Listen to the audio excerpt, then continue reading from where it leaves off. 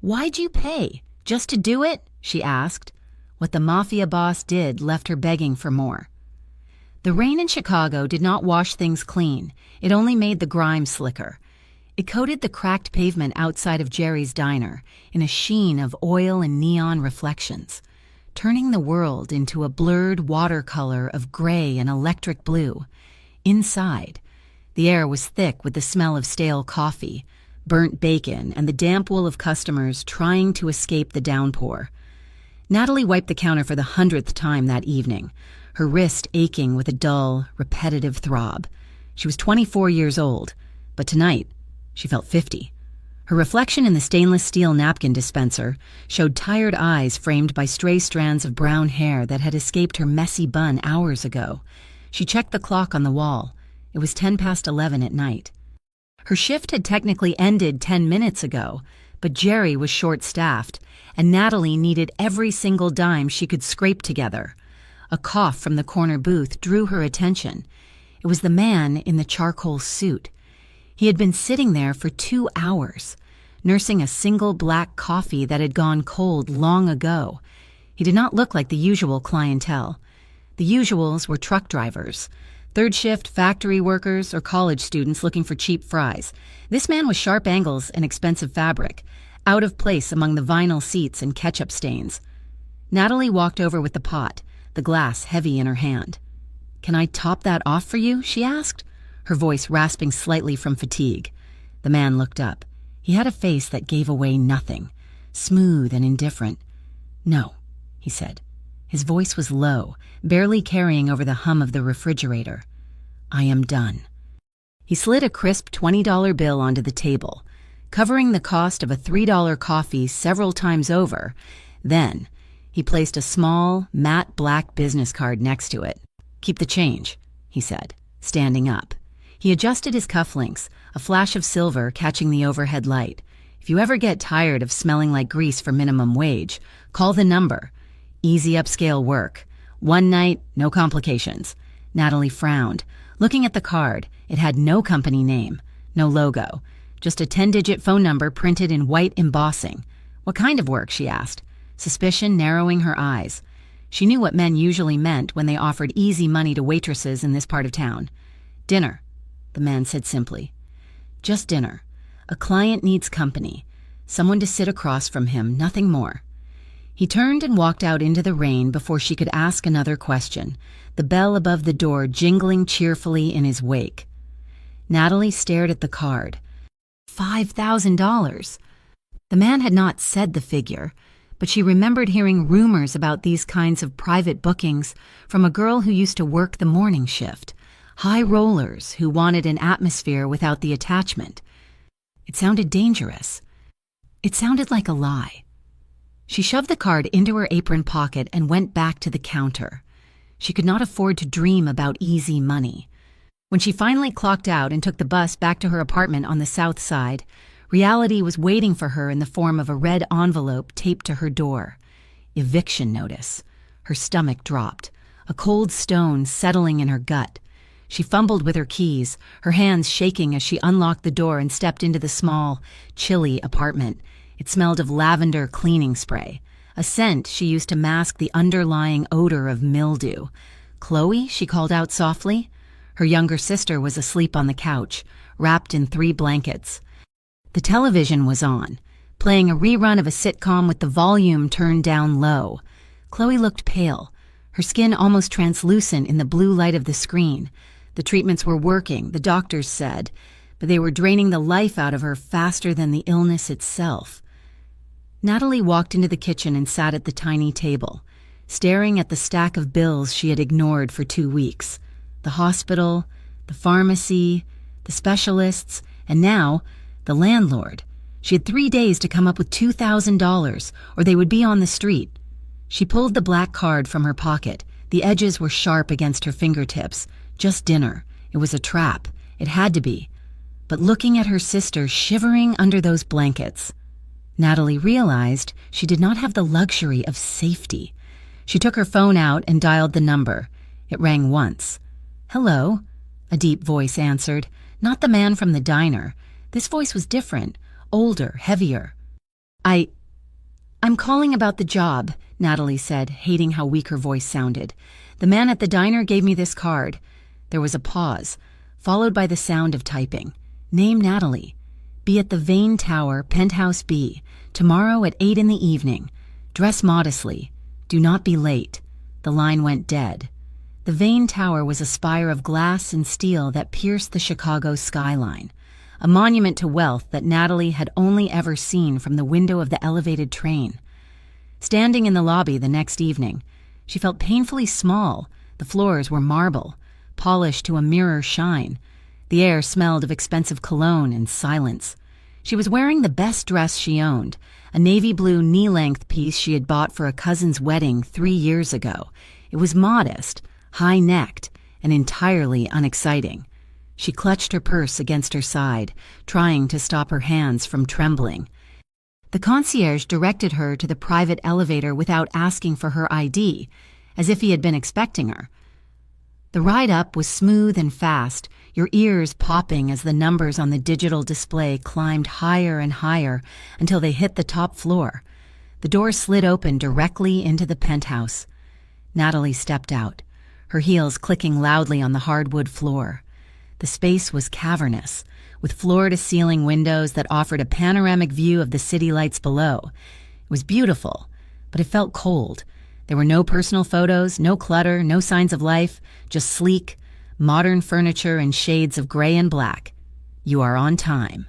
The voice came from the shadows near the window. Natalie jumped, spinning around. A man stepped into the light. He was tall, with broad shoulders that strained against the fabric of a black dress shirt. He wore no tie, and the top button was undone, revealing a hint of tanned skin. His hair was dark, swept back from a face that could have been carved from granite, high cheekbones, a strong jaw, and eyes that were so dark they looked black. He was terrifying. He was beautiful. "I'm Natalie," she managed to say, her throat dry. "I know," he said. He did not offer his name. He simply gestured to a long dining table set for two near the window. "Please, sit." Natalie walked over, her legs feeling like lead. She sat in the chair he indicated. The table was set with fine china and crystal glasses.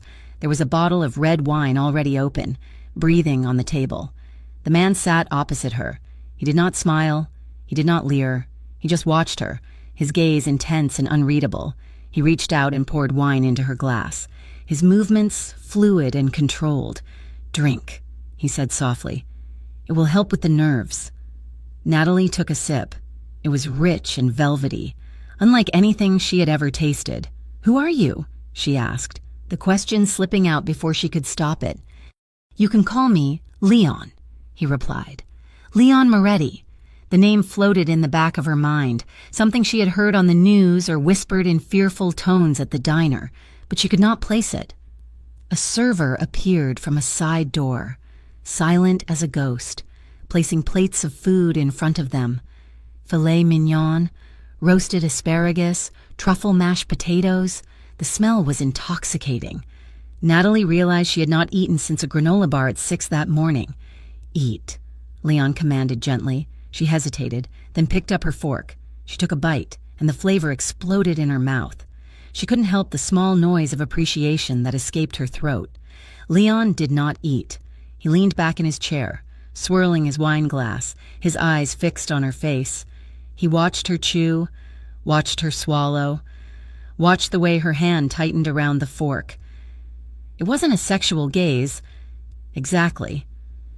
It was something more primal, like a predator watching prey, or perhaps a scientist observing a rare specimen. "Tell me about your day," he said. Natalie blinked, swallowing a piece of steak. "My day?" "Yes. The truth, not the polite version." Natalie looked at him, bewildered. Why would a man in a penthouse want to hear about a waitress's double shift? But the demand in his eyes was clear. I woke up at 5, she began, feeling foolish. The bus was late. I spilled coffee on my uniform in the first hour. My feet hurt. I'm worried about my sister. "Stop," Leon said. Natalie froze. "Tell me about your sister." He said, "She's sick." Natalie whispered, looking down at her plate. "She has leukemia. We're trying a new treatment, but it's expensive, and the side effects are hard on her." Leon listened. He did not interrupt with platitudes or pity. He just listened, his expression unmoving, absorbing every word she said. He asked simple questions. What is her name? How old is she? What does she like to read? For 40 minutes. Natalie spoke. She talked about the fear of losing Chloe, the exhaustion of working 2 jobs, the weight of the world that felt like it was crushing her chest. She ate the entire steak while she spoke, fueled by a hunger she hadn't realized was so deep. Leon never touched his food. He just drank his wine and watched her. When the plates were cleared, the silence returned. Natalie felt a sudden wave of shame. She had just poured her heart out to a stranger for money. Is that it?" she asked. Leon stood up. Yes. He walked over to a side table and picked up a thick white envelope. He also lifted a heavy paper bag with the logo of a high-end Italian market. He walked around the table and stopped beside her chair. Natalie tensed, expecting him to touch her shoulder, to lean in, to ask for the real payment, but he didn't. He placed the envelope and the bag on the table in front of her. $5,000, he said, "and some things for your pantry. Take them." Natalie stared at the items, then up at him. "I don't understand. You didn't want anything?" Leon looked down at her. His eyes were pools of darkness, hiding secrets she could not begin to fathom. "I got what I wanted," he said. "Go home to your sister." Natalie. He turned his back on her and walked toward the window, staring out at the city rain. Natalie stood up, clutching the envelope and the bag. She hesitated, wanting to ask more, but the set of his shoulders told her the night was over. She walked to the elevator, her heart pounding a frantic rhythm against her ribs. The ride back to the south side was a blur. Natalie sat on the bus, gripping the grocery bag tightly. Inside, she found imported pasta, jars of sauce, expensive cheese, and boxes of chocolates. The envelope in her purse felt like it was burning a hole through the leather. She counted the money 3 times, $5,000 in $100 bills. It was real. When she reached her apartment building, the rain had stopped, leaving the streets damp and glistening. She walked up the stairs to the 3rd floor, her keys ready in her hand, but as she turned the corner to her hallway, she stopped. Her landlord, Mr. Henderson, was standing in front of her door. He was a short, balding man who usually wore a scowl permanently etched into his face. Beside him stood 2 men in suits, not the expensive kind Leon wore, but the cheap, ill-fitting kind that screamed bureaucratic muscle. Natalie's heart stopped. They were here to throw her out. She was too late. "Mr. Henderson," she called out, rushing forward. "Please wait, I have the money, I have it right here." She fumbled with her purse, trying to get the envelope out. "Mr. Henderson looked up, his expression shifting from annoyance to confusion. "Natalie? What are you talking about? The rent!" Natalie gasped, breathless. "The eviction notice? I have $2,000. Please don't kick us out, Mr. Henderson frowned, exchanging a glance with the men beside him. "Natalie, the rent is paid." Natalie froze. "What? It was paid an hour ago," Henderson said, scratching his head. "A wire transfer covered the back rent and the next 6 months in advance." "6 months?" Natalie whispered. "Yeah. Came from some holding company. Aegis Corp or something. I was just here to take the notice off the door and check the furnace like you asked last week." Natalie stared at him, her mind spinning. An hour ago. She'd been sitting in the penthouse an hour ago, eating steak and talking about Chloe. She looked at the red notice in Mr. Henderson's hand, then at the closed door of her apartment where her sister lay sleeping. Who authorized the payment?" she asked. Henderson shrugged. "Don't say. Just a routing number.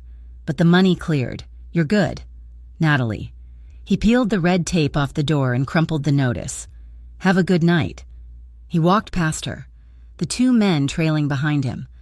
Natalie stood alone in the hallway, the silence buzzing in her ears. She unlocked the door and slipped inside. The apartment was quiet. She placed the grocery bag on the kitchen counter and sat down. Pulling the envelope of cash out again, He had paid her $5,000 for dinner, and he had paid her rent for 6 months. Why? It wasn't kindness. Men like that weren't kind. It felt like ownership. It felt like he was staking a claim. She should be terrified. She should run. She should take Chloe and leave the city. But as she remembered the way he had looked at her, the intensity of his focus, the way the world seemed to narrow down to just the two of them in that glass tower, she didn't feel fear. She felt a magnetic pull, terrifying and exhilarating in equal measure. She pulled the black card from her pocket again. Her thumb traced the raised white numbers. Her curiosity was a physical weight in her chest. She needed to know why. She needed to know who Leon Moretti really was. She picked up her phone. Her fingers hovered over the keypad. It was past midnight. He wouldn't answer. But she dialed anyway. It rang 3 times. "You have questions?" Leon's voice said. He didn't say hello. He just knew. "Why?" Natalie asked into the dark kitchen. "Why did you pay the rent?" Silence stretched on the line, heavy and intimate, because you were worrying about it while you were eating. Leon said, "It ruined the meal." "That's it? That's the reason? Come back on Thursday." Leon said, "Same time." The line went dead. Natalie lowered the phone, her heart hammering against her ribs. She walked into the living room and checked on Chloe, tucking the blanket tighter around her sister's shoulders. That night, when Natalie finally fell into a restless sleep, she did not dream of the diner or the bills. She dreamed of him. She dreamed she was in the penthouse again. But this time, there was no table between them. Leon was standing over her, his dark eyes scanning her face, his hand reaching out not to take but to shield. In the dream, the city outside was burning, flames licking up the sides of the glass tower, but inside, in the circle of his shadow, she was safe. She woke up with a start, the morning light filtering through the blinds, her skin tingling with a phantom touch that had never actually happened. She knew, with a sinking certainty, that she would go back on Thursday. She had to. Thursday felt different. The 2 days since she had last seen him had passed in a strange haze. The rent was paid. The pantry was full. For the first time in over a year, Natalie could breathe without the sharp pain of financial panic constricting her lungs. But the air she was breathing felt thin, charged with an electricity that centered on one man. She told Chloe she was taking an extra shift, a private catering gig. The lie tasted like ash, but the truth was impossible. How could she explain Leon Moretti? She did not even understand him herself. This time, as she got ready, her hands did not shake with fear. They trembled with something else, a humming anticipation that settled low in her stomach. She looked at the modest navy dress she had worn before, still hanging on the back of her bedroom door. It felt wrong. It felt like a costume for a victim. She was not a victim. He had treated her with more respect than any customer at the diner, with more care than any man she had ever dated. He had listened to her. He had solved her biggest problem without her even having to ask. She opened her closet and pulled out a dress she had bought on clearance 2 years ago for a date with a man who had turned out to be a disappointment. It was a deep burgundy, the color of the wine he had served her. It was silk, or at least a good imitation, and it clung to her curves in a way the navy dress had deliberately hidden. The neckline was a soft V, tasteful but undeniably feminine. She put it on. Staring at her reflection, she saw the dark circles under her eyes, but she also saw a spark. She was not just a tired waitress. She was a woman walking into a lion's den, and this time, she wanted the lion to see her. She let her hair down, brushing it until it fell in soft waves over her shoulders. When she stepped out of the elevator into the penthouse, he was already there, standing by the window. He turned, and his dark eyes swept over her. It was not a long look, just a single, assessing glance, but she felt it in every pore. He noted the dress, the hair, the shift in her posture. His expression did not change, but a muscle in his jaw tightened. Just once. "Good evening, Natalie," he said. His voice was a low rumble that vibrated through the quiet room. "Leon," she replied, surprised at how steady her own voice sounded. He gestured to the table. It was set just as before. But tonight, there was no server. The food was already laid out on silver platters. Covered. "I figured," he said. "We could do without the interruptions." He pulled out her chair for her. As she sat, his fingers brushed the bare skin of her shoulder. It was the briefest of touches, lighter than a breath, but a jolt went through her, sharp and hot. She inhaled quickly. He walked to his side of the table and sat, his movements economical and precise. He raised the silver domes, revealing perfectly cooked salmon and a salad of dark greens and bright red pomegranate seeds. He poured the wine himself. This time, he ate. They sat in silence for several minutes. The only sound was the soft clink of silverware against china. The silence was not awkward, it was charged. It felt like the air before a storm, heavy and waiting. "Why did you really pay my rent?" Natalie asked, setting her fork down. "The meal you ruined was not a $2,000 meal." Leon looked at her, chewing his food slowly. He swallowed. "You misunderstand me," he said. "I do not care about the money. I care about the distraction. You were not present, and you paid to have me." "Present?" "I paid," he said, his gaze unwavering, "for your undivided attention." Natalie felt a flush creep up her neck. He had paid for her focus, not her body, not her time, but her mind. It was the strangest, most intoxicating form of currency. "So, am I a good investment?" she asked, her voice dropping to a near whisper. He leaned forward, placing his elbows on the table. He did not smile. He never smiled. He simply watched her. "You are here," he stated. They ate again. He asked her about Chloe, about the treatments. She told him about the new drug trial, her hopes and her fears. He listened, his focus absolute. It felt like being held in a spotlight. "And you?" she asked, emboldened by the wine and the strange intimacy of the room. "What about you? You know everything about my small life. I know nothing about yours, except that you live in a glass tower and buy people's attention." Leon sipped his wine. He looked out the window at the endless city lights. "There is not much to know," he said. "My life is about structure, about debts and payments. Most of it is noise. Then why am I here? Because," he said, turning his gaze back to her, "you are quiet." He picked up a small glass of amber liquid, whiskey, she assumed, that sat beside his plate. He slid it across the table toward her. It stopped just shy of her hand. "When you live in a world of constant noise," he said, "silence becomes a commodity. Trust becomes a luxury. Some things cannot be bought. Natalie, they can only be protected." His words hung in the air between them. Protected. It sounded like a promise. It also sounded like a warning. She reached for the glass, and as she did, he moved his own hand, passing her a small dish of olives. Their hands brushed. Not just a brush, but a slide of skin against skin. His fingers were warm, the contact sending a shiver straight down her spine and making her toes curl in her shoes. She drew her hand back as if burned. He saw it. His eyes flickered to her hand, then back to her face. He had felt it too. He said nothing. He simply retracted his hand and leaned back, his expression once again impassive.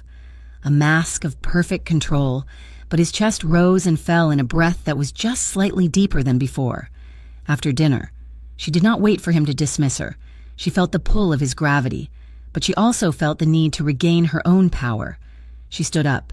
"Thank you for the meal." Leon, he stood as well. He walked with her to the elevator. The white envelope was on the console by the door. He picked it up and held it out to her. She looked at the envelope, then at his face. She did not take it. "Is this all it is?" she asked. "A transaction? You listen, I get paid." "It is whatever you need it to be," he replied, his voice flat. "But you will take the money. Chloe's treatments are not optional." His words were a cold slap of reality. He was right. Her pride had no place here. She took the envelope, the paper crinkling in her tight grip. The elevator doors slid open. She stepped inside, but she did not press the button. She turned to face him. He stood in the doorway, a tall, dark silhouette against the glittering backdrop of the city. She wanted him to move. She wanted him to reach for her, to shatter the unbearable tension that was crackling between them. She took one small step forward, a fractional lean, an invitation that was barely a suggestion. Leon watched her. He did not move a muscle. He just looked at her, his eyes unblinking, as if committing her to memory. He would not cross the line. She would have to be the one to do it, and she was not ready. She pressed the lobby button. "Good night, Leon," she whispered. The doors slid shut, hiding his face from view. Natalie leaned against the wall of the elevator, her heart hammering. She was confused, aroused, and angry all at once. There was no kiss. There was no touch. There was just that searing, unbearable intensity and another thick wad of cash in her purse. The diner felt different when she returned to work the next day. The smell of grease was nauseating. The customers were loud, their demands grating on her nerves. She felt like a creature who had lived in a quiet, dark cave and was suddenly thrust into a loud, bright marketplace. She was refilling salt shakers when Maria, the other evening waitress, nudged her. "Hey, Nat," she whispered, nodding toward a booth in the corner. "Who are your friends?" Natalie looked over. 2 men sat in the booth. They were not like the suit from the other night. These men were beefy, wearing cheap leather jackets and expressions of bored menace. They were drinking water and staring directly at her. "I have no idea," Natalie said, her stomach tightening. Maria frowned. "Well, they came in about 20 minutes ago. Asked me if I knew the brunette waitress with the connections. When I said I didn't know what they were talking about, they sat down and ordered water. They haven't looked away from you since—" Connections. The word hit her like a punch. "Leon," Natalie tried to ignore them, wiping down the counter, her back to them. But she could feel their eyes on her. It was a crawling, violating sensation, completely unlike the focused intensity of Leon's gaze. He made her feel seen. This made her feel targeted. The bell above the door jingled, and Natalie looked up, her heart leaping into her throat. It was Leon. He walked into the diner, and the entire room seemed to dim, all the sound and energy sucking into the vacuum of his presence. He was wearing dark jeans and a black Henley that stretched across his shoulders, a stark contrast to his penthouse attire. He looked less like a businessman and more like a panther that had wandered off the street. He did not look at Natalie. He did not look at the men. He simply slid onto a stool at the far end of the counter, facing the kitchen, his back to the room. "Order?" Natalie asked, walking over to him, her hands trembling so badly she hid them under her apron. "Coffee. Black," he said, his voice a quiet command. She poured it for him. He said nothing. He just sat there, sipping his coffee, a silent, immovable object. Natalie glanced over at the corner booth. The 2 men were no longer looking at her. They were looking at Leon's back. Their faces, once bored and arrogant, were now pale. They were shifting, whispering to each other. Leon set his cup down, the ceramic making a soft click on the counter. Without turning, he spoke, his voice too low for anyone but Natalie to hear. "Finish your shift." A minute later, the 2 men in the booth stood up. They threw a $5 bill on the table and walked quickly, almost jogging, out of the diner. The bell jingled their departure. Leon finished his coffee. He placed a $10 bill on the counter and stood. He walked out, just as silently as he had arrived. Natalie finished her shift an hour later, her mind reeling. She clocked out and pushed through the back door into the alley, needing the cold, damp air to clear her head. The rain was falling again, a steady, miserable drizzle. He was there. He was leaning against the brick wall in the darkness, 20 feet away, partially hidden by the shadow of a large dumpster. The rain silvered the edges of his hair. Natalie stopped, her hand still on the door. "Why are you doing this?" she demanded, her voice shaking with a cocktail of fear and fury. "Who were those men? Why did they leave when you showed up? Why are you watching me?" Leon pushed off the wall and walked toward her. Slow, deliberate steps that splashed in the puddles. He stopped a few feet in front of her. The alley was lit by a single, flickering yellow security light, casting harsh shadows across his face. They were nobody. He said they were flies. Flies who were asking about my connections, she shot back. They meant you. You put a target on my back. Leon's expression hardened. No, I am the reason the target will be removed. He took another step, closing the distance between them. She was trapped between the brick wall and his solid frame. The smell of him, rain, expensive soap, and something uniquely dark and male filled her senses. I am watching you, he said, his voice dropping to that intimate growl. Because someone has to. She looked up at him, her breath catching. The rain was plastering her hair to her face, dripping from her chin. He was so close. She could feel the heat radiating from his body in the cold night air. This is insane, she whispered. You pay my rent. You buy me dinner. You scare off thugs at my job.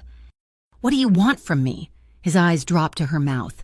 She saw the fight in his face. She saw the iron control warring with a sudden, raw need. He raised his hand, his fingers hesitating in the air between them before he slowly, carefully, brushed a wet strand of hair from her cheek. His thumb grazed her skin, rough and warm. She shivered, but she did not pull away. His other hand came up, cupping her jaw. He was not forcing her. He was holding her, anchoring her. He tilted her head up. I told you, he murmured, your attention. And then he lowered his head and kissed her. It was not a gentle kiss. It was a kiss of possession, a brand of heat and pressure in the cold rain. His lips were firm, demanding, yet exquisitely careful. He did not force her. He invited her to fall. And she did. Her hands came up, grabbing the front of his shirt, clinging to him as the world tilted. She kissed him back, a surge of desperation, fear, and a profound, aching need rising up from her core. It was a kiss that tasted of rain and whiskey and secrets. His tongue traced her lower lip, a silent question, and she parted for him, a small gasp escaping her throat as he deepened the kiss. It was intense. It was overwhelming. It was everything she had been unconsciously craving since the moment she first saw him. He was the one who pulled back, but only by an inch. He rested his forehead against hers, his breathing heavy, unsteady for the first time. His hands were still cradling her face, his thumbs stroking the high arch of her cheekbones. Natalie was breathless, her body thrumming with an energy she did not know how to handle. The confusion came rushing back, sharper this time. Why? She whispered, her voice cracking. Why'd you pay? Just to do it? Just to... this? She hated the question. She hated that it made her sound like what she had tried so hard not to be. But she had to know if this was all just a long, complicated game to get her into an alley. Leon's eyes opened, and he looked directly into hers. The darkness in them was absolute, but for the first time, she saw a flicker of something raw in their depths, something protective. No, he said, his voice a rough gravel. I paid to make sure no one else does. The kiss in the alley had changed the rules. The pretense of the appointment was still there, a thin veil of professionalism that neither of them acknowledged. Natalie still went to the penthouse. The envelope of cash was still waiting for her on the console by the door when she left, but the money was no longer the transaction. It was an echo, a formality from a time that had ended the moment his lips touched hers in the rain. Now. The appointments began at the door. The elevator would slide open and he would be there, waiting, not by the window, not across the room, but standing in the entryway. The first time she saw him after the alley, she hesitated, her hand clutching the strap of her purse. He had simply taken the purse from her hand, dropped it on the floor, and pulled her against him. The kiss was no longer a discovery. It was a statement. His mouth was possessive, his hands moving with a new, confident familiarity. They learned her body not as secrets, but as territory. One hand would splay against the small of her back, pressing her flush against him, while the other tangled in her hair, tilting her head to the angle he preferred. And she let him. She arched into him, her own hands no longer hesitant, gripping his shoulders, his arms, the hard muscle of his chest. She felt like she was standing on the edge of a cliff, and the only thing keeping her from falling was the man who was himself the drop. Their physical relationship blossomed in these stolen moments, restrained by a set of unspoken fears. They were like two fighters, circling each other, testing defenses. The passion was intense, a bonfire licking at the edges of their control. Kisses led to more, his shirt unbuttoned, her dress straps pushed aside. His hands would learn the shape of her collarbone, the curve of her waist, the sensitive skin just below her ear, but they always stopped. The first time it had gone that far, he had been breathing hard against her neck, his lips tracing a hot path downward. She was pressed against the cold glass of the penthouse window, the city lights a dizzying swirl 1,000 feet below. He had lifted his head, his dark eyes clouded with a hunger that terrified and thrilled her, and he had seen the flicker of fear in her own. Instantly, he pulled back. He had stepped away, turning from her to rake a hand through his hair, his control snapping back into place like a shield. He was dominant, but in the gentlest way. He led. She followed, but he never pushed her past a boundary she was not ready to cross. He read her body like a language he was slowly deciphering. A shiver, a tensed muscle, a hitched breath. He registered all of it. Every moment they touched felt like something far heavier than lust. It felt like a negotiation of trust. One night, she slipped out. After a session on his leather couch that had left her breathless and aching, he had gone to get her a glass of water. In that moment of solitude, the reality of what she was doing had crashed down on her. She was in the penthouse of one of the most dangerous men in Chicago, willingly, her clothes in disarray, panicked. She had fixed her dress, grabbed her purse and the envelope, and fled, ringing for the elevator and not looking back. He had not called, he had not texted. He simply waited for the next scheduled appointment. When she arrived, her stomach in knots, expecting anger, he had looked at her with that same unreadable expression. "You forgot your wine," was all he had said, gesturing to the table. Now, 2 weeks later, he was changing the routine. "I have an event," he said, his back to her as he poured a drink. "A gallery opening. It is a requirement. I need you to accompany me." Natalie paused, her fork halfway to her mouth. "You need me? In public?" "It is a sterile environment," he said. "Art dealers and investors. You will be fine." This was different. This was not the safe, sterile bubble of the penthouse. This was his world. A box arrived at her apartment the next day. No note. Inside was a dress of midnight blue velvet that felt like liquid silk in her hands, and a pair of heels that were taller than any she had ever worn. They fit perfectly. The gallery was a white, cavernous space, echoing with the sound of polite laughter and clinking glasses. Natalie felt like a fraud, a diner waitress in a borrowed velvet skin. Leon's hand was a permanent, heavy weight on the small of her back, guiding her through the clusters of people. He was impeccable in a black suit that looked like it had been tailored by a god. He introduced her to no one. He just kept her at his side, but people saw her. Oh, they saw her. She caught the whispers as they passed. "That is him. Leon Moretti. Who's the girl? I heard. From the south side. A waitress. The boss's new distraction." The words were like tiny, sharp needles. Natalie flinched, her grip tightening on the champagne flute she had not sipped from. Leon's hand on her back pressed down. A silent, firm command. Do not react. She felt unsafe, exposed, like an animal brought into a room full of hunters. One man, older, with a predatory smile and eyes that roamed her body like they owned it, stepped in front of them.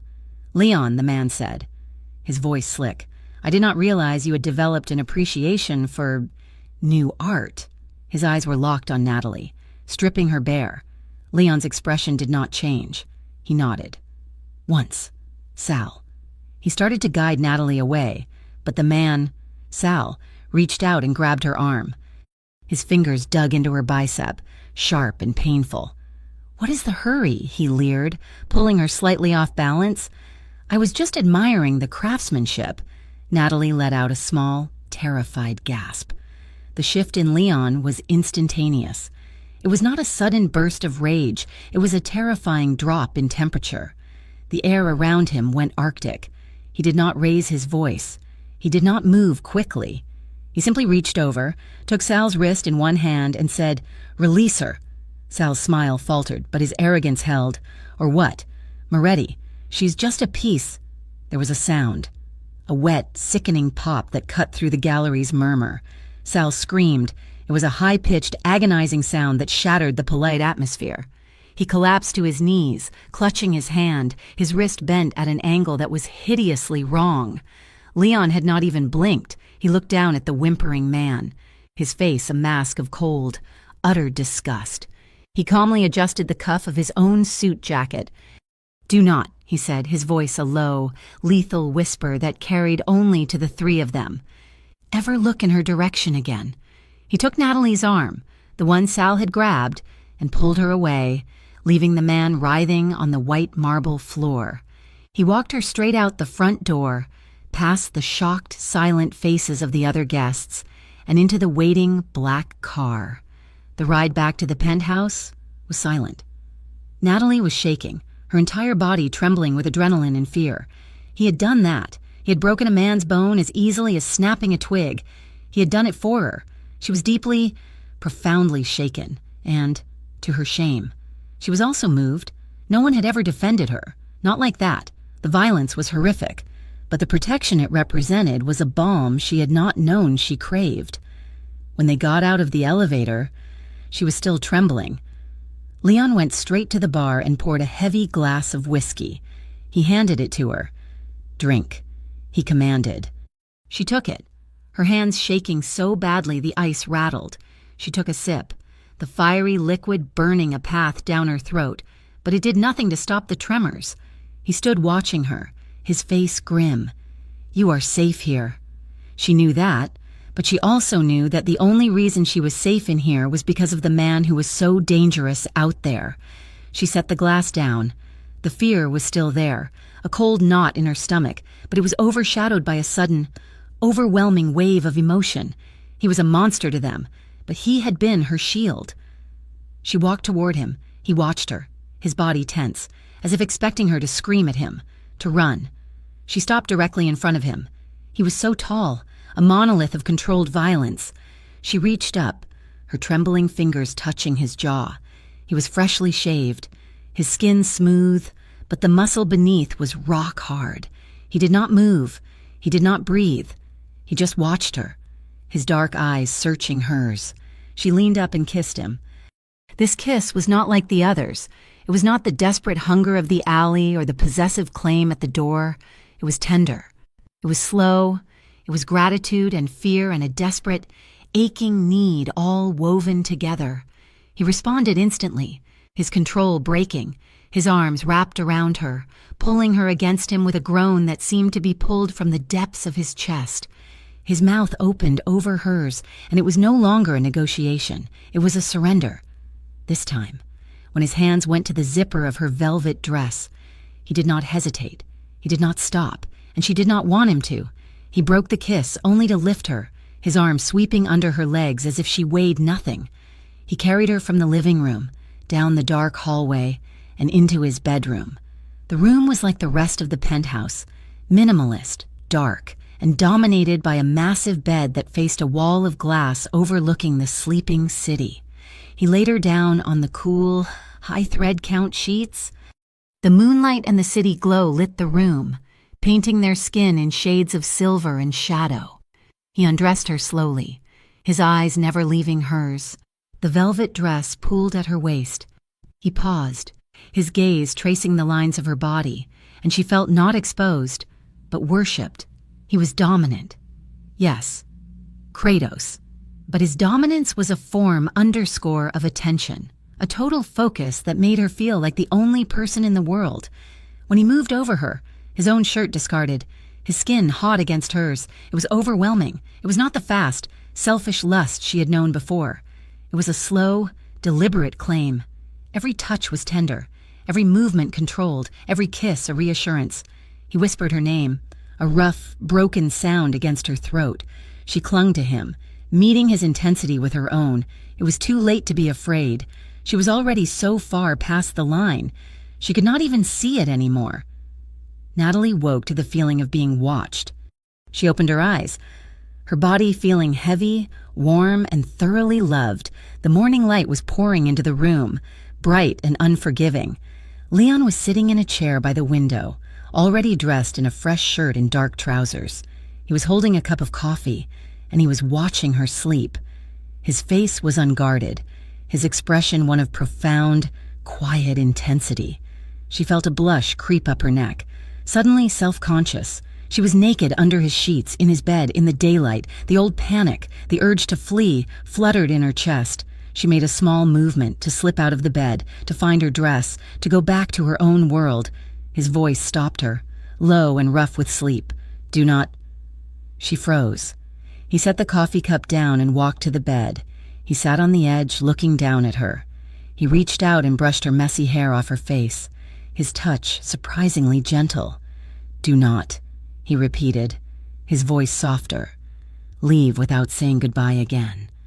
The word hung in the air. Again. He remembered her fleeing. He was telling her that the rules had changed permanently. This was not a place she could run from anymore. She just nodded, her throat too tight to speak. He leaned down and kissed her forehead. "Get dressed. I will have a car take you home." The return to her apartment was a jolt. The penthouse felt like a dream, a different planet. Her small, cluttered living room was reality, but reality was no longer safe. She was making coffee, her mind still hazy from the night before, when there was a knock at her door. She expected Maria from next door, or maybe the mailman. She opened it to find a woman in a crisp blue uniform, holding a clipboard. "Natalie Evans?" the woman asked, smiling a bright, false smile. "I am from the building management office. We have a report of a gas leak on this floor, and we need to check your appliances." Natalie frowned.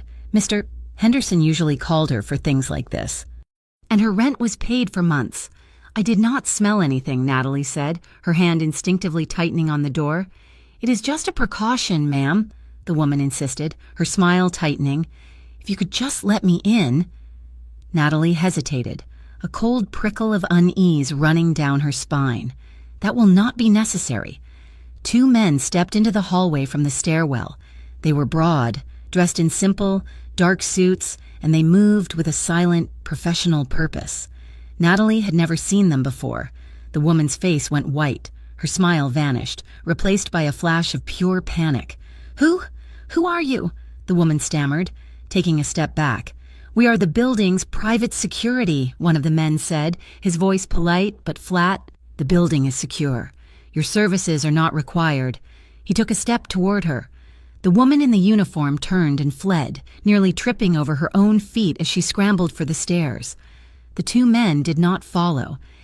They simply turned to Natalie, who was standing in her doorway, her heart hammering against her ribs. "Have a good day, miss," the first man said. They turned and walked back into the stairwell, disappearing as silently as they had arrived. Natalie slammed the door and locked it, her back pressing against the wood. She was being followed, not by enemies, by him. He had men watching her construction. She grabbed her phone, her hands shaking, and dialed his number. He answered on the first ring. "You have men outside my apartment, yes." She was furious, her voice rising. "You put a target on me at that gallery, and now you have me guarded like one of your possessions. Where are you?" he asked, his voice calm. "I am in my apartment," she shouted, "but that is not the point." He hung up. 10 minutes later, there was a heavy knock on her door. She looked through the peephole. It was Leon. She ripped the door open. He was standing in her dingy hallway, looking as out of place as a wolf in a petting zoo. He walked past her into her tiny living room, his presence seeming to suck all the air out of the space. "You cannot do this," Natalie said, her voice trembling with anger. "You cannot just send men to my home." "The woman," he said, his back to her, as he looked at a picture of her and Chloe on the bookshelf, "was not from the landlord's office." Natalie stopped. What?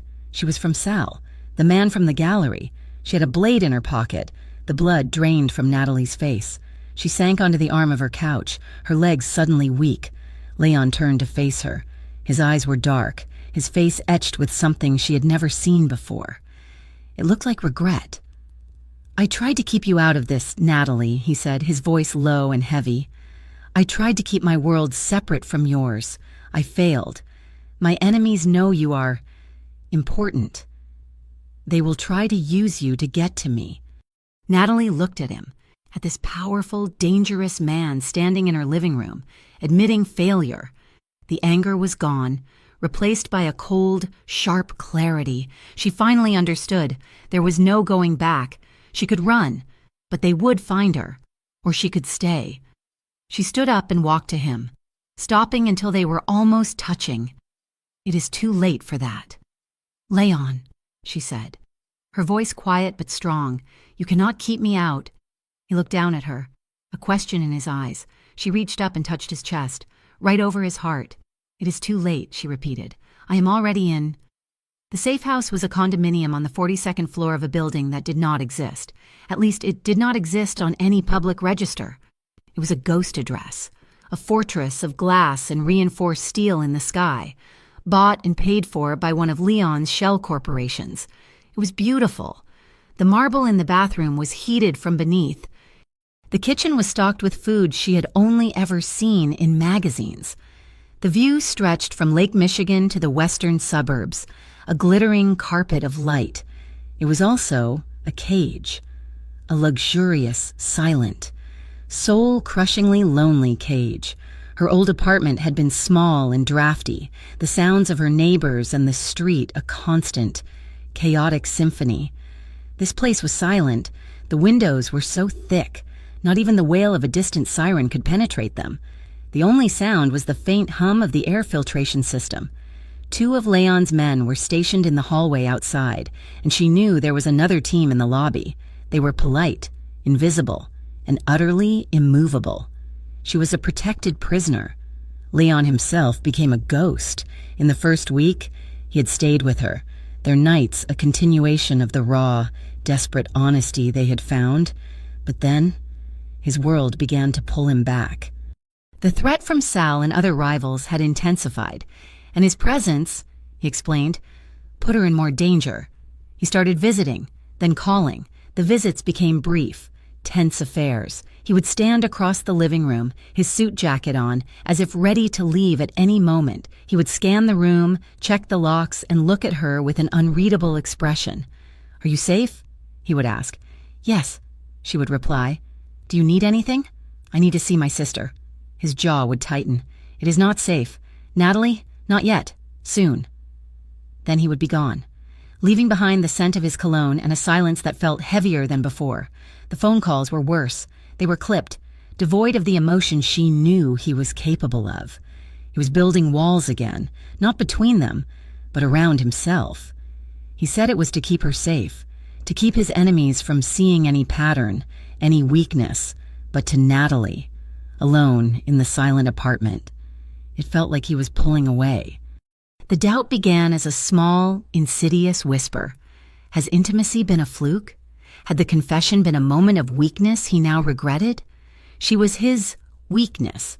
Maybe he was managing that weakness by icing her out, by turning her back into a responsibility, a debt to be paid rather than a person to be loved. The gilded cage began to feel less like protection and more like a beautifully furnished holding cell. She'd not seen Chloe in 3 weeks. The separation was a physical ache. She called the hospital, but the brief, cheerful conversations with her sister only made the loneliness worse. Chloe was starting a new round of treatment and Natalie was not there. She could not take it. The luxury, the safety, the isolation, it was all suffocating her. One rainy Tuesday night, she made a decision. She'd been watching the guards' movements. She knew they changed shifts at 2 a.m. There was a service elevator at the end of the hall, used by a discreet catering staff that stocked the pantries of the building's anonymous tenants. At 1:55 in the morning, she slipped out of her apartment. She did not take a purse, just her keys, her phone, and a wad of cash she had hidden in a book. She padded down the carpeted hall in her sneakers, her heart pounding a frantic drum against her ribs. The main hallway was empty. She slipped through the service door, into the concrete stairwell, and ran down 42 flights of stairs. She emerged into a deserted alley, gasping, her legs shaking. The cold, damp air of the city felt incredible. She was free. She flagged a cab and gave the driver the address for the hospital, her voice trembling. Chloe was asleep when she arrived. Natalie slipped into the room, the dim light of the monitors casting a pale glow. She sat in the vinyl chair by the bed, her heart aching. Her sister looked so small, so fragile. Natalie just sat, watching her breathe, for over an hour. Finally. Chloe's eyes fluttered open. "Nat," she murmured, her voice thick with sleep. "What are you doing here? It is the middle of the night. I missed you," Natalie whispered, her throat tight. She leaned forward and took her sister's hand. "I just needed to see you." Chloe squeezed her hand, her brow furrowing. "Are you okay, Nat? You look scared, and you are shaking." "I am fine," Natalie lied, forcing a smile. "Just cold from the rain. Go back to sleep. I will be here when you wake up." She stayed until dawn, until a nurse came in and gave her a strange look. Natalie kissed Chloe's forehead, promised to be back that afternoon, and left. The lie tasted like poison. She walked out the hospital's main entrance, the city coming to life around her. She felt drained, exhausted, but lighter than she had in weeks. She decided to walk a few blocks before finding a cab, needing to feel the pavement under her feet. She turned a corner onto a quiet side street lined with parked cars. A dark sedan with tinted windows, parked halfway down the block, suddenly flashed its headlights. Two men got out. They wore black ski masks. Natalie's blood ran cold. She spun around to run, but a third man was behind her. He grabbed her. She screamed, but he clamped a rough, gloved hand over her mouth. "We have been waiting for you. Little bird," he rasped, his voice muffled by the mask. He shoved her hard against the brick wall of an adjoining building. The impact knocked the breath from her. "Just a friendly warning," the man said, his face inches from hers. His breath smelled like stale coffee. "Your boyfriend cannot keep you in his tower forever." "He thinks he runs this city," another man said, stepping closer. He pulled a small knife from his pocket, the blade gleaming in the flat morning light. He did not point it at her, just held it, letting her see it. "But he is just one man." "And you," he said, tapping her cheek with his gloved finger, "are his weak spot. Stay away from Leon Moretti. Go back to your diner. This is your only warning." Panic gave way to a white-hot, desperate rage. She was not a weak spot. She was not a victim to be passed around. She brought her knee up, hard, connecting with the groin of the man holding her. He roared in pain, his hand flying from her mouth. "Run!" she screamed at the top of her lungs. At no one. At everyone. The second man lunged, and Natalie did not hesitate. She had her keys in her hand, clenched in her fist, the metal biting into her palm. She lashed out, raking the keys across the back of his hand. He howled and dropped the knife. The third man grabbed her hair, yanking her back. "You stupid girl!" "Hey!" a voice shouted from across the street. A man in a tracksuit, walking his dog, had stopped. "I'm calling the cops!" The man holding her hair cursed. He shoved her, hard. She stumbled and fell, her hands and knees scraping against the rough pavement. The three men piled back into the sedan. The car's tires screeched as it tore down the street and disappeared. Natalie was left on the sidewalk, panting, bruised, and trembling violently. Her jeans were torn at the knee, which was already bleeding. Her cheeks stung where the man had tapped her. She pushed herself up, leaning against the brick wall, her entire body shaking with adrenaline and terror. The man with the dog was gone. She was alone. She slid down the wall until she was sitting on the wet pavement, and then the tears came. Not quiet, dignified tears, but ugly, choking sobs. She pulled her phone from her pocket, her fingers fumbling on the screen. She pressed his number. He answered on the first ring. "Natalie, what is wrong? I know you are not at the safe house." His voice was tight, controlled. She tried to speak, but all that came out was a broken sob. "Where are you?" he demanded. The control was gone, replaced by a raw, cold urgency. She managed to gasp out the name of the cross street. The line went dead. She did not know how long she sat there. 3 minutes. Maybe 5. It felt like an eternity. Then she heard it. The sound of a high-performance engine being pushed to its limit, a black sports car, one she had never seen before. fishtailed around the corner and slammed to a stop just feet from her. Leon was out of the car before the engine even cut off. He was not wearing a suit. He was in a black t-shirt and jeans, his hair a mess, as if he had just rolled out of bed. His face was a mask of pure, terrifying fury. He saw her. He saw the torn jeans, the blood on her knee, the red mark on her cheek. The rage did not vanish, but it turned inward. His expression crumpled, just for a second, into something that looked like agony. He was at her side in 2 long strides, crouching in front of her on the dirty pavement. His hands hovered over her as if he was afraid to touch her, afraid she might break. "I am fine," she whispered, a lie that sounded pathetic even to her own ears. He ignored her. His touch was gentle as he examined her face, his thumb brushing her cheekbone. His eyes were black with a self-loathing so intense it made her flinch. He scooped her up into his arms, lifting her as if she weighed nothing. He carried her to the car, placed her in the passenger seat, and buckled her in. His movements clipped and efficient. The drive back to the safe house was suffocatingly silent. He drove with one hand, his other gripping the steering wheel so tightly his knuckles were white. The air in the car was vibrating with his contained rage. He got her inside, into the gleaming, sterile apartment. He kicked the door shut, and the lock snicked into place. He did not coddle her. He pointed to the bathroom. "Clean up. I will get the first aid kit." When she came out, her knee bandaged and her face scrubbed clean, he was pacing the living room like a caged panther. "What?" he bit out, his voice dangerously low. "Were you thinking?" The cold fury in his voice snapped her own fear. "What was I thinking?" she shot back, her voice rising. "I was thinking I needed to see my sister, the sister who is sick, in case you forgot. I put you here to keep you safe," he roared, slamming his flat palm on the marble kitchen counter. The sound cracked through the room. "And the moment I turn my back, you walk out the front door and into their hands. Do you have any idea what they could have done to you?" "I know what you have done," she screamed, tears of anger and frustration welling in her eyes. "You locked me in this box. You disappeared. You treated me like a problem you had to manage. I am not a possession, Leon. I was protecting you. No, you were hiding me. There is a difference. You think because you paid my rent and bought me a dress that you own me? You think money makes it okay to decide everything for me?" The words hung in the air, heavy and toxic. Leon stopped pacing. He stared at her, the fury draining out of him, replaced by a sudden, hollow emptiness. He looked broken. "Money?" he repeated, his voice barely a whisper. "You think this is about money?" He laughed, but it was a dry, bitter sound.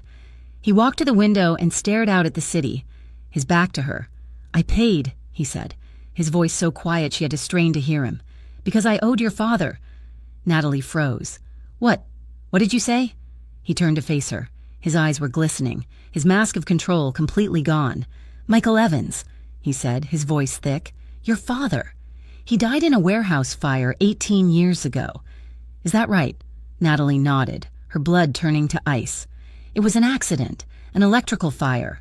"It was not an accident," Leon said, "and I was there."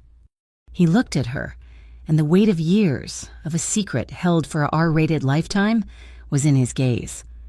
"I was a kid, 17, stupid, arrogant, trying to prove myself to men I should have run from. I was in that warehouse. The fire was arson. It was a message. The men I was with, they locked us in." He swallowed, his gaze distant, lost in the memory. "The place was an inferno. The beams were coming down. I was trapped. I could not move. Your father, he was a security guard. He was just doing his rounds. He found me. He could have run. He had a clear path, but he did not. He grabbed me. He pushed me through a collapsing doorway, shielding me with his own body. A beam came down. It trapped him." Leon's voice broke. "He died saving me. A stupid kid he did not even know." Natalie sank onto the couch, her hand over her mouth.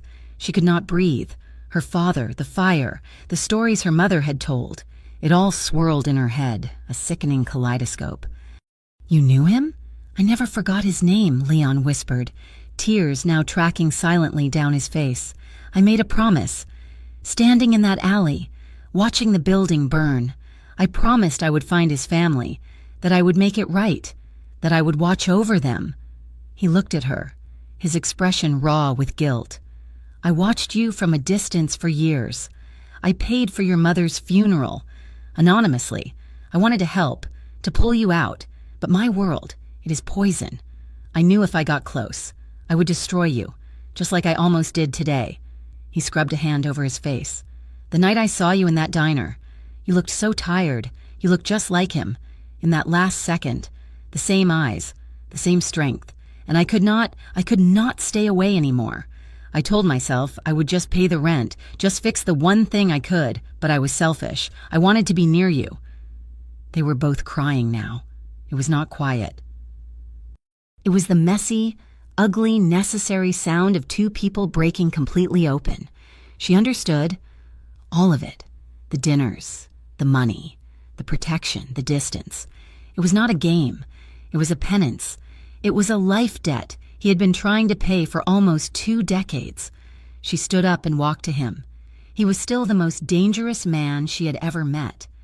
But in this moment, he was just a man, drowning in a past he could not escape. She reached up and touched his face, her fingers tracing the wet track on his cheek. "You have been alone with this," she whispered, "for so long." He visibly shattered at her touch. He grabbed her, his arms wrapping around her waist, and he buried his face in her neck, holding her so tightly she could barely breathe. He did not say anything. He just held her, his body shaking. She held him back, her own tears soaking his shirt. All the fear, the anger, the loneliness, it all dissolved, replaced by a profound, aching understanding. He lifted his head, his eyes red-rimmed, his face stripped bare of all artifice. He looked at her, really looked at her, not as a debt, not as a weakness, but as the woman she was. He kissed her. It was not like any kiss before. It was not about passion or possession. It was a kiss of raw, desperate honesty. It tasted of salt and regret and a desperate, shared need. There was no pretense. There was no shame. He lifted her into his arms, and she wrapped her legs around his waist, clinging to him. He carried her to the bedroom, and this time, there was no seduction, no slow, tender exploration. It was raw. It was necessary. It was two people who had been completely stripped of their armor. Standing naked in the ruins, he laid her on the bed, his movements urgent, desperate. His hands were not gentle. They were shaking, frantic, as if to reassure himself she was real. She was there. She was safe. She met his desperation with her own. She pulled his shirt off, needing to feel his skin against hers. This was not about pleasure. This was about connection. It was about erasing the secrets, the loneliness, the years of pain. It was a raw, aching confirmation that they were both still alive, together in that room, and for tonight at least, the world outside, with its fire and its enemies, could not touch them. The confession had not just cleared the air, it had rebuilt the world. The safe house was no longer a cage, it was a home. The silence was no longer lonely, it was a shared quiet. They existed in the fragile peace of their new honesty. Leon, stripped of his decades-long burden, was different. He was still quiet, still intense, but the cold, granite-like control had been replaced by a focused warmth he reserved only for her. He would watch her make coffee, a small, genuine smile touching his lips. He would sit with her on the couch, not across the room, his arm draped over the back, his fingers idly playing with a strand of her hair. They were learning from each other. The man who had paid a life debt and the woman who had, in her own way, just paid him. But the world outside their glass tower did not care for their peace. It began 3 days after her escape from the men on the street. Leon's organization had struck back, fast and brutal. The man named Sal had vanished, and the message was clear. Natalie was untouchable. But their enemies were not so easily silenced. They just changed tactics. Leon was on a call in his home office, his voice a low, commanding rumble. Natalie was reading a book on the couch, a blanket tucked over her legs. Her phone, which she had finally retrieved from her old apartment, buzzed on the table. It was a new number, a text message. She opened it. There was no text, just an image. It was a photograph of Chloe, asleep in her hospital bed. It was not a distant shot. It was taken from inside the room, from the foot of the bed. The angle was intimate, menacing. Underneath it was a single sentence. She looks so peaceful. Let's keep it that way. The book fell from Natalie's lap. The air left her lungs in a sharp, cold rush. The room tilted. Natalie? Leon was standing in the doorway of the office. His call finished. He saw her face. In 2 strides, he was across the room, taking the phone from her trembling hand. He looked at the screen. The warmth that had been growing in his eyes for days vanished, extinguished like a flame in a vacuum. The cold Arctic rage she had seen in the gallery returned, but this time it was 1,000 times more potent. It was not the anger of a boss being disrespected. It was the fury of a man whose family had just been threatened. He did not speak for a full minute. He just stared at the picture, his jaw so tight it looked like it might crack. They were in her room, Natalie whispered, the words choking her. Leon, they were in her room with her. He put the phone down and pulled her up from the couch, his hands firm on her shoulders. He looked directly into her eyes. I can end this, he said, his voice terrifyingly calm. Right now. I can have you on a plane in an hour. A new name, a new life. More money than you will ever need. You and Chloe, you will be gone. They will never find you. You will be safe. Natalie stared at him. A year ago, a month ago, even a week ago. She would have taken it. She would have run and never looked back. She looked at his face, at the torment in his eyes. He was offering her an escape, but she knew what it would cost him. It would confirm to all his enemies that she was his weakness. It would shatter him. You can do that, she said, her voice shaking but gaining strength. You can send me away. And what will you do? Burn the city to the ground looking for the man who sent this? Yes, he said without hesitation. And they will know they won him, she replied. They will know they broke you by taking me away. She reached up and touched his face, her hand covering the hard line of his jaw. You gave me a choice in that alley. You gave me a choice by telling me the truth. You cannot take it back now. He closed his eyes, his control fraying. Natalie, this is not a game. That is your sister. I know, she said. That is why I am not running. She took a deep breath. You paid a debt to my father for 18 years. You paid once. Let me pay this time. With loyalty. Leon's eyes opened. He searched her face, looking for any sign of doubt, of fear. He found none. He only found resolve. If you stay, he said, his voice rough, you are not just in my life. You are in this. All of it. There is no going back. I am not going back, Leon, she said. I'm going forward. With you? So, what is the plan? A slow, dangerous smile touched his lips. It was the first time she had ever seen it. It was terrifying. The plan, he said, is to give them what they want. For the next 2 days, they worked. It was no longer his world and her. It was theirs. Leon's second in command, a sharp, older man named Anthony, became a fixture in the penthouse. They spread maps and blueprints across the dining room table. The rival gang, led by a man named Gregor, wanted Natalie. They believed she was the key to breaking Leon. So we let them think they have her, Leon said, pointing to a map. Anthony will leak a rumor, a new safe house, a place I am moving to tomorrow night, a place that is vulnerable. He tapped a red brick building in an industrial district, an old warehouse, easily accessible, poorly defended. It is a trap, Anthony stated. It is a trap they will walk into, Leon corrected. Because they are arrogant, they think I am weak with love. And while they are hitting the warehouse, Natalie said, her voice quiet, I will be with Chloe. Leon and Anthony both looked at her. They are watching the hospital, Leon said. It is the one place I cannot fully secure without causing a panic. Exactly, Natalie said, her voice firm. They are watching it, waiting for me to panic and run to her. So I will go visit her, just like I did before. I will act normal. I will pretend I know nothing. I will walk right past their spotters. And your men, she looked at Leon, will be surrounding them, invisible. You will have 2 traps set, one for Gregor's soldiers, and one for the rats watching my sister." Leon stared at her, a new, profound respect in his gaze. He had wanted to keep her locked in the tower, but she was right. Her normalcy was the perfect cover. "Antony," Leon commanded, "pull the men from the hospital's outer perimeter. Make it look soft. I want them to get comfortable. Put 2 teams inside, disguised as orderlies, 2 on the roof. I want eyes on everyone who even looks at her room." He turned to Natalie. "You will not be alone for 1 second." The next afternoon, Natalie walked into the hospital. Her heart was a cold stone in her chest. She clutched a bouquet of cheap daisies, a prop to make her look like any other visitor. She could feel the eyes on her.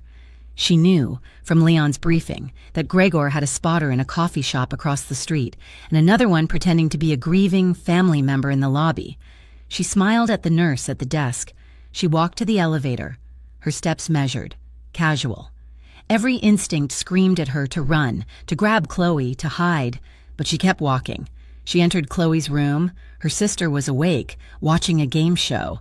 "Hey, sleepyhead," Natalie said, her voice bright and airy, though it cost her everything. "Nat," Chloe's face lit up. "2 days in a row? Are you trying to get fired?" "Just missed my favorite girl," Natalie said, putting the daisies in a plastic vase. She sat down, her back to the door, her hands folded in her lap to hide their shaking. They talked. They talked about the game show. They talked about the food. They talked about a new nurse Chloe did not like. Every time the door opened, Natalie's heart seized. But it was just a nurse, or an orderly. One orderly, a young man with kind eyes, met her gaze, just for a second, and gave a nearly imperceptible nod before checking Chloe's IV drip. One of Leon's men. She stayed for an hour. It was the longest, most agonizing hour of her life, at the same time, across town. Leon stood in the darkness of the warehouse rafters, staring down at the empty concrete floor. It was cold, and the air smelled of rust and damp. "They are in position," Antony's voice crackled in his earpiece. 3 cars, 10 men. They are taking the bait, entering from the south. "Tell our men to hold," Leon murmured. "Let them get inside. I want them all." Below, a metal door scraped open. 10 men, armed with automatic weapons, fanned out into the warehouse. They were moving fast, expecting a simple snatch and grab. "Now," Leon said. Blinding floodlights snapped on, illuminating the entire warehouse as bright as daylight. "Chicago police!"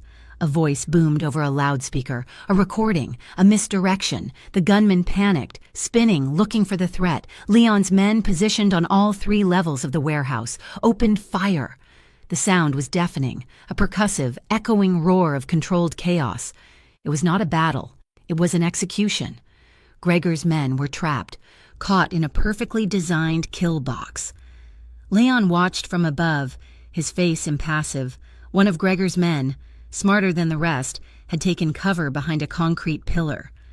He raised his weapon, not at the rafters, but at a dark corner on the ground floor where one of Leon's younger men, a kid named Vinny, was reloading. "Vinny, move!" Leon shouted, already dropping from the rafter. He landed on the concrete floor, shoving Vinny hard against the wall, just as a spray of bullets stitched the air where the kid had been standing. Vinny was safe. Leon felt the impact, a sharp, white-hot punch to his left shoulder, spinning him around. He did not go down. He raised his own weapon and fired twice. The man behind the pillar fell. The warehouse went silent. The only sound was the dripping of water and the echo of the last shot. "Leon!" Antony's voice was frantic in his ear. "Status!" Leon looked at his shoulder. Blood was spreading in a dark, fast-moving stain across his black shirt. "The package is secure," Leon said, his voice tight with pain. "Send in the cleanup crew and get me a car. I am going to the penthouse." Natalie was pacing the penthouse floor when he walked in. Antony was holding him up, and Leon's left side was soaked in blood. The room, which had felt so large, suddenly shrank. Natalie's vision tunneled. "Get him to the couch," she ordered, her voice sharp, all fear replaced by a sudden, cold fury. She ran to the bathroom, grabbing the medical kit Leon kept there. "It is not as bad as it looks," Leon grunted as he sank into the white leather. staining it crimson. "Shut up," Natalie snapped, tearing open his shirt. The wound was high on his shoulder, a messy, bleeding hole. "You promised me. I promised to keep you safe," he bit out, wincing as she pressed a sterile pad to the wound. "You promised," she repeated, her voice shaking with rage, not tears. "You stood in this room and told me you would not get yourself killed. You promised you would not throw yourself in front of bullets for me." He reached up, his good hand grabbing her wrist. He forced her to stop, to look at him. His face was pale with pain, but his eyes were blazing, more alive than she had ever seen them. "I did not," he said, his voice a low, rough rasp. "He was one of my men. He was a kid. I did it for us." She stared at him, the words sinking in. Us. Not him, not her. Us. He was not just protecting her. He was protecting the organization, the family, the life that was now theirs. She nodded, her fury ebbing, replaced by a grim understanding. She went back to work, cleaning the wound with steady hands. Anthony, his face grim, cleared his throat. "Leon, the hospital teams are secure. The spotters were taken. Chloe is safe. But we have another problem." "What?" Leon hissed, his eyes closing in pain. "The police. They were not at the warehouse. But they are moving now. They hit 3 of our other locations, simultaneously. And they knew where to look. They had shipment manifests, account numbers." Leon's eyes snapped open. He looked at Anthony. "A leak.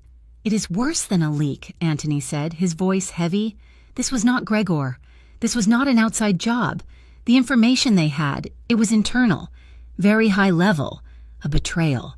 After all this, after the fight, the planning, the victory. A betrayal from within." "Who?" Natalie asked, her voice quiet. Leon and Anthony exchanged a look. It was a name Leon did not even want to say. "Marco," Leon said, the name tasting like acid, his second in command, the man who ran the finances, the man who had been sitting at their table, planning the attack. "He was at the hospital this morning," Anthony said, "checking the perimeter. He said he was planting the bug," Leon concluded. "He let Gregor's men go in, knowing we would take them out, and he used the chaos to cover his tracks with the police. He's cleaning the house, taking me out, taking Gregor out, leaving himself in charge." Leon tried to sit up, a roar of pain and fury in his throat. "Get me my phone. I want every man we have. I want his head." "No." They both looked at Natalie. She was standing straight, her hands stained with his blood. "You cannot," she said, her voice steel. "You go after him with guns. You prove him right. You prove you are just a brute, and the police will have every reason to tear this city apart to find you. You will be a wounded animal in a trap." "What do you suggest, Natalie?" Leon challenged, his voice laced with pain and rage. "We let him walk?" "No," she said. "He thinks I am the problem. Does he not? He is the one who has been whispering that love is your weakness. He thinks I am a stupid little waitress you got obsessed with." She picked up a clean cloth, her eyes meeting Leon's. "So let me be the one to talk to him," she said. "You cannot use your muscles, but I can use my voice. He thinks I am weak. He will be arrogant. He will underestimate me. Let me be the weapon you did not know you had." Leon was propped up on the sofa, his face pale and slick with a cold sweat, his left shoulder a mass of white gauze. The bullet had gone clean through, but the pain was severe. Anthony stood near the window, his expression grim, his phone vibrating with updates from a crumbling empire. "He will not meet with me," Leon gritted out, his good hand clenched into a fist. "He knows I will kill him with my bare hands." "No," Natalie said, her voice a calm anchor in the stormy room. She was wiping his blood from her hands with a clean, damp cloth. "He will not meet with you, but he will meet with me." Anthony turned, his disbelief clear. "Miss, with respect, Marco is not a fool. He will see a trap. He will see exactly what he wants to see," Natalie replied, tossing the cloth into a bowl. "He thinks I am Leon's weakness. He thinks I am a stupid waitress who got lucky. He's been telling everyone who will listen that Leon's obsession with me is going to destroy this organization. He is right, but I am going to be his destruction, not Leon's." She looked at Leon, her gaze unwavering. "Call him Anthony." Tell him Leon is in a bad way. Tell him the boss is compromised, obsessed with his own safety, and refuses to see anyone. Tell him Leon sent me to negotiate, to handle me. Marco will jump at the chance to see the weakness up close. He will not be able to resist. Leon stared at her, the pain in his eyes eclipsed by a burning, fierce pride. He nodded once. Do it. Anthony, set the meet, the lounge at the Blackstone. Public. Tomorrow at noon, and put a wire on her. No wire, Natalie said. Natalie, that is not negotiable. Leon snapped. A wire is too easy to find, she countered, her voice patient. He will be looking for one. He will pat me down.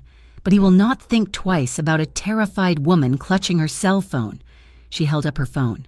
I will record it myself. He will just think I am afraid, waiting for a call. Leon hated it. She could see the war in his eyes, but he also knew she was right. Anthony, he commanded. Put 2 teams on every door, eyes on her, on him, on everyone. I want to be able to hear a fly land in that room. If he so much as breathes on her wrong, I want him gone. Leon, Natalie said softly, placing her hand on his good arm. He will not touch me. His ego is his leash. I know how to hold it. The lounge at the Blackstone Hotel was a cavern of dark wood, old money, and hushed conversations. It smelled of leather and expensive whiskey. Natalie sat in a deep velvet booth, her hands wrapped around a glass of water she had not touched. Her phone was on the table, screen down, the audio recording app silently capturing every ambient sound. She was wearing a simple cream-colored blouse, her hair pulled back. She had put on no makeup. She looked pale, tired and scared. It was not entirely an act. Marco slid into the booth opposite her. He was handsome in a slick, corporate way, his suit perfect, his smile radiating false sincerity. He looked like a banker, not a traitor. Natalie, he said, his voice oozing sympathy. I'm so glad you called. I have been worried sick about you, about Leon. What has he done? Natalie let her lip tremble. She looked up at him, her eyes wide. He's not himself. Marco. Since the shooting, he has been barricaded in the penthouse. He's in pain. He's angry. He's not listening to anyone. I know, Marco said, shaking his head. I have been trying to tell him for months. This war with Gregor was unnecessary. He was distracted. He leaned in, his voice dropping to a confidential whisper. You distracted him, Natalie. You know that, do you not? Natalie flinched, playing her part. I never meant to. I told him I should go, that I am just a waitress. I do not belong in this world. But he would not let me. Of course he would not, Marco said soothingly, placing his hand over hers on the table. She resisted the urge to pull away. He is obsessed. It is a classic flaw. The strongest men fall the hardest. It is a sickness, this love. He said the word like it was a disease. I do not know what to do, Natalie whispered, letting a tear slip down her cheek. He is going to get himself killed, and your men, the police, they are everywhere. I heard them on the phone and they knew everything. Someone betrayed him. Marco's eyes sharpened. He squeezed her hand. The organization is bleeding. Natalie, Leon is too blind to see it. He put you, a civilian, above his family. He took his eye off the ball, and our enemies pounced. And the police, well, some situations require a controlled burn. Sometimes you have to cut away the sick part to save the body. There it was. Natalie held her breath. You? She breathed, as if in horrified realization. You were the leak? Marco leaned back, a smug, satisfied smile touching his lips. He thought she was a hysterical woman finally putting the pieces together. I did what had to be done. Leon was compromised. He was throwing away a lifetime of work for what? A few nights in the penthouse? He made his choice. I made mine. I am saving this family from its own leader. But what happens now? Natalie asked, her voice small. What about Leon? Leon's time is over, Marco said, his voice turning cold. The police will handle him, and I will handle the organization. I will clean up this mess he made. He gave her hand a final pat and leaned back, the picture of a confident executive. And you? Natalie? You are smart. You came to me. You will be taken care of. You just go home, lock your door, and forget you ever met Leon Moretti. This will all be over by tonight." He stood up, dropped a $20 bill on the table for her water, and walked out of the lounge without a second glance. Natalie sat for a full minute, her body rigid. Then, with a steady hand, she reached out, picked up her phone, and tapped the stop button. She saved the file. The arrest did not happen in a hail of gunfire. It was quiet, surgical. Anthony's men intercepted Marco's car 2 blocks from the hotel. They did not pull guns. They simply surrounded him, and 2 unmarked cars, federal, not city police, blocked him in, apparently. Marco had not just betrayed Leon, he had been skimming from his own deals, and the recording of him confessing to handling a police investigation was all the leverage the feds needed. He was gone. But the media firestorm had just begun. The story exploded. Marco, in a desperate attempt to save himself, had leaked Natalie's name to the press. The headlines were brutal. "Mobby mistress exposed, the waitress who toppled a crime boss, a penthouse and a payoff, how Natalie Evans brought the Moretti family to its knees." Her face was everywhere. A grainy photo from the diner's security camera, a long lens shot of her getting into Leon's car. Her old life, her simple, anonymous life, was gone. It had been incinerated in the flashbulb of a single news cycle. She stood in the penthouse, watching the news report on the giant television. They were outside her old apartment. They were interviewing Jerry from the diner. "I knew she was trouble," he was saying. "Always quiet, always keeping secrets." Natalie pressed the mute button. The silence of the room rushed in. She was a spectacle, a pariah. She could never go home. She could never see Chloe without a swarm of reporters following her. She had won. She had saved him. And she had lost everything. "I have to go," she said, her voice hollow. Leon was standing behind her, his arm in a black silk sling. He had been quiet, watching her absorb the fallout. "Go where, Natalie? You are safer here than anywhere in the world." "That is not the point," she said, turning to face him.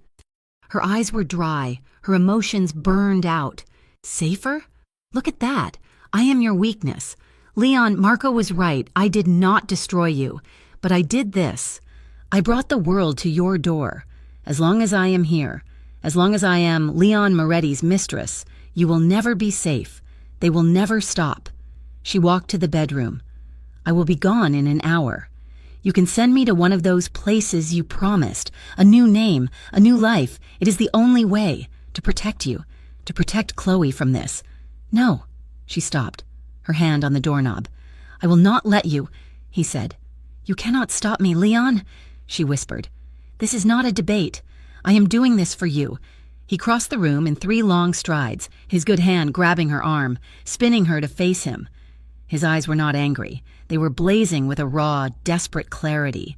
"I spent 18 years paying a debt," he said, his voice low and intense. "I spent my entire adult life building walls, living in silence, convinced that I was poisoned. And then you walked into that penthouse. You were the first real thing that has happened to me, ever." "Leon, do not," she pleaded. "You are not my weakness, Natalie," he growled. "You are the only part of me that is not weak. You faced down a killer with nothing but your phone. You took a target off my sister. You saved my entire organization while I was bleeding on this couch." He reached up, his hand cupping her face, his thumb stroking her cheek. "I am not proposing. Not with a ring," he said, his voice breaking. "I am making a vow. I am not offering you protection. I am offering you my name, my life, my loyalty. I am offering you all of it, the good, the bad, the chaos. I do not care if the police are at the door. I do not care if the press is screaming your name." He leaned in, his forehead touching hers. "Let the world burn. Just stay." Tears she did not know she had left began to fall. He was not locking her in a cage. He was handing her the key to his kingdom. He was not offering to hide her. He was asking her to stand with him in the fire. She hesitated, the weight of his world, of his vow, settling on her. This was the final choice, the quiet life, or this magnificent, dangerous man. She rose up on her toes and kissed him. It was not a kiss of passion. It was a kiss of acceptance. It was a promise. "I will stay," she whispered against his lips, But not for protection, not anymore. She pulled back, her eyes meeting him. For love. Later that night, the city was quiet. The news cycle had moved on. For now. Leon's shoulder was healing. Her bruises from the pavement had faded to a dull yellow. The penthouse, their fortress, was silent. Leon walked to the sound system, his movements stiff. Soft music, a low instrumental jazz piece, began to fill the room. He turned to her. He did not say a word. He just held out his good hand. She walked to him and placed her hand in his. He pulled her close, his left arm in its sling trapped between them, his right arm wrapping securely around her waist. She rested her head against his chest, her ear over his heart, listening to the strong, steady beat. They danced. They swayed slowly in the middle of the dark living room, the city lights glittering below like a carpet of fallen stars. They were two broken, bruised people who had found their hole in each other. The future was a question mark. The world outside was still burning. But here, in his arms, they were safe. They were home. 6 months later, the bell above the door of a small, bright cafe on a tree-lined street in Lincoln Park chimed. The New Leaf Cafe was bustling. The walls were a soft green. The air smelled of fresh espresso and baking croissants. Natalie, her hair tied up, was wiping down the counter, a genuine, easy smile on her face. "Boss," a young barista said, "that last order for table 4, was that an anonymous investor or a regular customer?" Natalie laughed. "All our investors are anonymous, Chloe." Her sister, her hair growing back in soft, healthy curls, grinned from behind the register. "Right, good thing, too. They bought us the best machine on the market." Natalie looked around her shop. It was real. It was hers. After the media storm had died, Leon had set up a fund, the one his father had left him, and made her the sole beneficiary. "For your father," he had said. "Build something." The bell chimed again. Natalie looked up, and her smile softened, deepened. Leon walked in. He was not dressed as a boss. He was in dark jeans and a gray cashmere sweater, a pea coat slung over his arm. He looked like a professor or an architect. He blended in, just another customer. But his eyes were only for her. He did not come to the counter. He took a small table by the window, the one he always took. Chloe, already knowing the order, poured a black coffee into a ceramic mug and nodded to Natalie. Natalie picked it up and carried it over. She set it down in front of him. "Good morning, Leon," she said softly. "Good morning, Natalie," he replied, his voice a low rumble, his eyes crinkling at the corners. There were no more secrets. There was no more payment. He was just here. He came every morning at 8, sat for 20 minutes and watched her live the life he had helped her build. She went back to the counter. She looked at her sister, laughing with a customer. She looked at her shop, full of light and warmth. She looked back at Leon, who was sipping his coffee, his gaze a quiet, protective presence. She locked eyes with him through the window, a silent conversation that no one else in the world could understand. She smiled to herself, a small, secret smile, and whispered, so low that only her own heart could hear it. "What he did left me begging for more." Thank you so much for listening to our story. Why'd you pay? Just to do it? She asked. What the Mafia boss did left her begging for more. We hope you enjoyed the journey with Natalie and Leon. We would love to know where you are listening from. So please drop a comment and tell us what city or country you are tuning in from. Your thoughts mean the world to us. Please share what you thought about the story in the comments. And if you loved it, do not forget to subscribe to our channel, Mafia Romance Stories, for many more tales of passion, danger, and love. Thank you for being part of our community.